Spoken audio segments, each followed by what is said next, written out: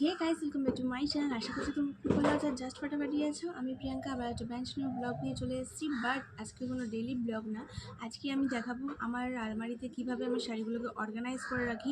কম জায়গার মধ্যে কিভাবে শাড়িগুলো রাখলে অর্গানাইজ থাকবে সেই ভিডিওই আজকে তোমাদের সাথে শেয়ার করবো।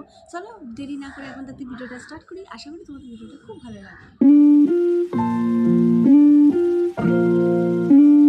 এই যে এটাই হচ্ছে আমার শোকেস কাম আলমারি। এই যে জায়গাটা দেখতে পাচ্ছ লাভ টাইপের ডিজাইন করা, এর মধ্যেই আমি সব কাপড় গুছিয়ে রাখি। আর অনেকটা ছোটোই জায়গা দেখতে পাচ্ছ, তার মধ্যে আমি কি করে শাড়িগুলো অর্গানাইজ করে রাখি প্লাস ব্লাউজগুলো, তো সেটাই তোমাদের সাথে শেয়ার করব আজ 3টে টিপস।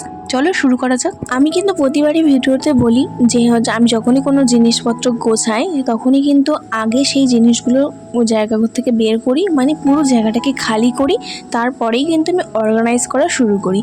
আর এই যে শাড়িটা দেখতে পাচ্ছ, এই শাড়িটা কিন্তু আমার খুব প্রিয় শাড়ি।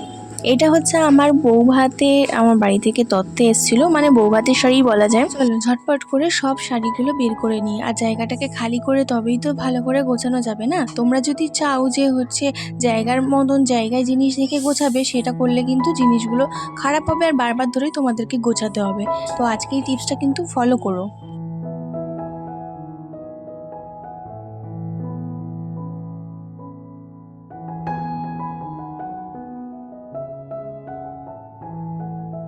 প্রথম টিপসটা হচ্ছে, তোমাদেরকে বলেইছি যে যে কোনো পেপার যদি বাতা থাকে বা যে কোনো কাপড় যদি আগে বেছানো থাকে সেগুলোকে ক্লিন করতে হবে এবং নতুন একটা পেপার পাততে হবে। কারণ পুরনো পেপারটা অনেক সময় ধুলে পড়ে যায়, আর সেগুলোর মধ্যে রাখলে কিন্তু কাপড়গুলো নষ্ট হতে থাকে।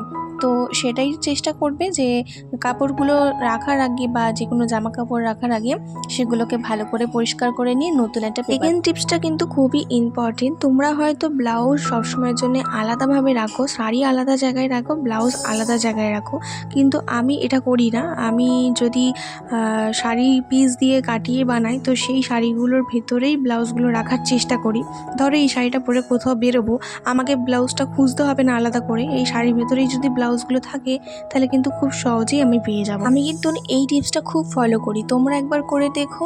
খুব কম সময়ের মধ্যে কিন্তু তোমরা শাড়ির ব্লাউজ খুঁজেও পাবে আর রেডি হয়ে কোথাও বেরোতেও পারবে। আর এরকম লম্বা টাইপের শাড়ি যদি ভাঁজ করা থাকে, তার মধ্যে কিভাবে আমি ব্লাউজটাকে ভাঁজ করে রাখি সেটা তোমাদের সাথে শেয়ার করছি। তো তোমরা দেখতেই পাচ্ছ কিভাবে ভাঁজ করে রাখছি। এরকমভাবে লম্বা টাইপের যে কোনো শাড়ি যদি ভাঁজ করা থাকে তো এইভাবে ঢুকিয়ে রাখবে। আমার যে কোনো শাড়ি কিন্তু আমি ঠিকঠাক করে ভাঁজ করতে পারি, কিন্তু এই পার্টি ওয়্যারের যে শাড়িটা, এটা আমি একবার কি দুবার পরেছি, তাই লন্ড্রিতে কাচতে দেওয়া হয়নি কখনো। আর এইটা ঘরের মধ্যেই ভাঁজ করে রাখছি, কিন্তু এটা ভাঁজ করতে না প্রচণ্ড প্রবলেম হয়।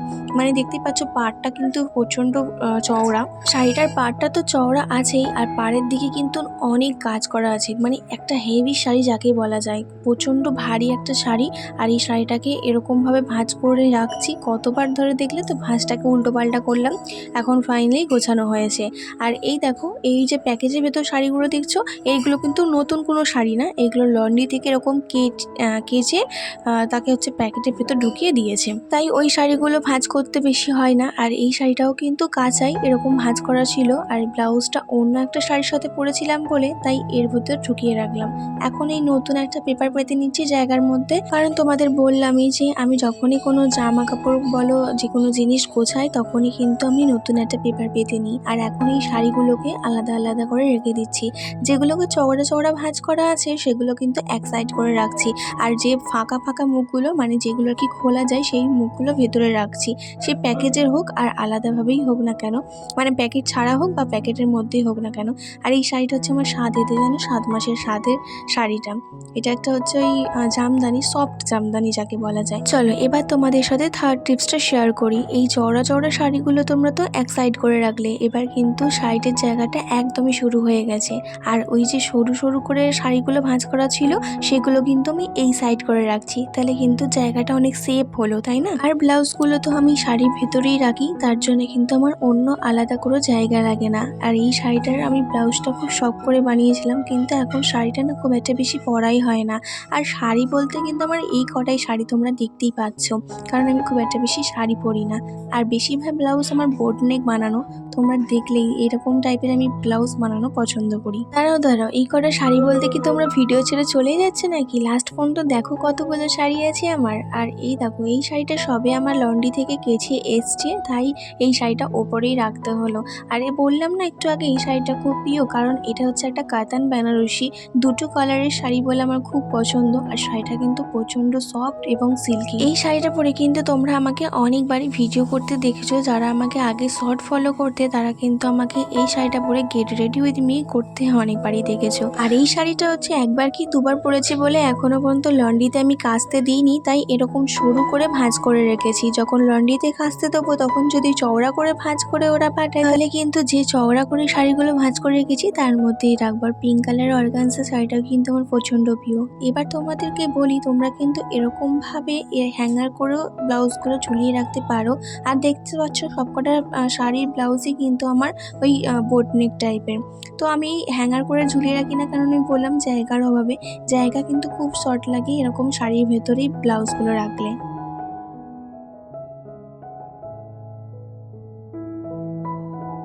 এই যে আমার সব হেভি ওয়েটের শাড়ি আর হচ্ছে হ্যান্ডলুম শাড়ি, মানে যত শাড়ি ছিল গোছানো হয়ে গেছে। আর এখানে হচ্ছে একটা সুতির ছাপা শাড়ি ছিল, সেটাও সামনেই রাখলাম, কারণ সুতির শাড়ি ছাপা শাড়ি তো ভেতর দিকে রাখলে সবসময় হয় না, কারণ এগুলো সচরাচর লাগে। এখানে আমার টোটালি সব শাড়ি গোছানো হয়ে গেছে। তোমরা দেখতেই পাচ্ছ কত সুন্দর আমি একটা ছোট্ট জায়গার ভেতরে শাড়িগুলোকে গুছিয়ে রেখেছি।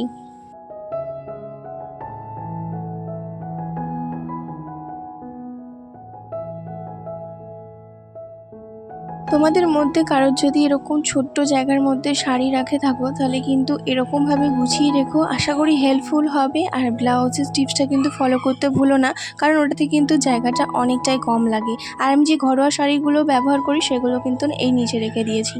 চলো আজকে ভিডিওটা এখানে শেষ করছি। যদি কিছু ভালো লেগে থাকে একটু লাইক শেয়ার সাবস্ক্রাইব করতে ভুলবে না। নেক্সট ভিডিওতে খুব তাড়াতাড়ি দেখা হচ্ছে। আজকে ভিডিওটা কেমন লাগলে কমেন্ট সেকশনে এসে জানাবে, কারণ তোমাদের একটা কমেন্ট পেলে আমি অনুপ্রেরণা পাই একটা নতুন ভিডিও আনার জন্য। তো টেক কেয়ার, বাই।